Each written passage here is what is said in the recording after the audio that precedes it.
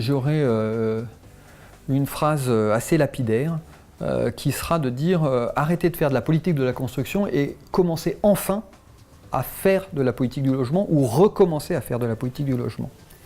La réalité pour nous, c'est qu'il y a un véritable enjeu à l'avenir, c'est la rénovation du parc existant. Et que là, il y a un devoir de concentrer des moyens qui est nettement plus élevé que ceux de la relance de la construction. Ou en tout cas, qui doit monopoliser une attention particulière.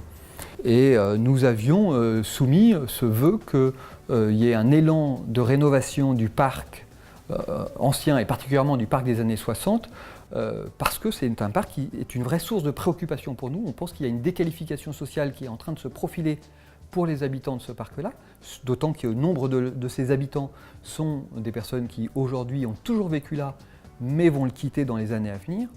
Et donc il y a un véritable enjeu de rénovation de ce parc. Quand même, de manière générale, en France, on a une problématique du traitement du logement et le parent pauvre de nos politiques et logements existants. Et ça, effectivement, il faut que les politiques s'en saisissent. Voilà, il y a vraiment des enjeux, à mon avis, importants, parce que dans le parc existant, vous avez des locataires qui sont en précarité énergétique, vous avez des propriétaires qui n'ont pas les moyens d'entretenir leur logement. Donc là, voilà. Et il y a un effet levier, notamment quand on a des ambitions pour la baisse des émissions de gaz à effet de serre, c'est pas en construisant un immeuble neuf qu'on règle le problème, c'est en traitant le parc existant. Donc effectivement, ça, c'est un enjeu majeur des 10 prochaines années. Évoquer également, à travers ce bilan, le poids des réhabilitations thermiques, la montée en régime au cours des dernières années, avec un triple bénéfice, à la fois pour notre planète en termes de protection de l'environnement, à la fois pour l'activité économique et l'emploi, et puis bien sûr, principale raison à ces réhabilitations thermiques, un gain pour les habitants, pour leur pouvoir d'achat, en diminuant les charges. Ce qu'on n'a pas suffisamment pris en compte, c'est que le logement est un accélérateur d'inégalités, que le logement génère de nouvelles inégalités. Inégalités entre locataires et propriétaires, inégalités qui se creusent, inégalités entre générations. Donc il est tout à fait essentiel que tous ceux qui interviennent dans le champ du logement, les décideurs, les politiques, ceux qui définissent les orientations de la politique du logement, prennent en compte cette dimension-là. Il ne faut pas faire de la construction neuve le levier principal d'une politique du logement, même si c'est essentiel.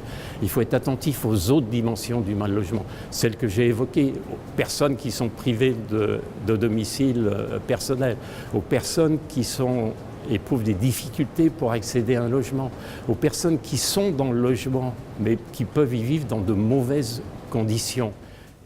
Un élément essentiel à nos yeux, avoir une véritable politique de réserve foncière publique qui implique tous les acteurs de l'habitat.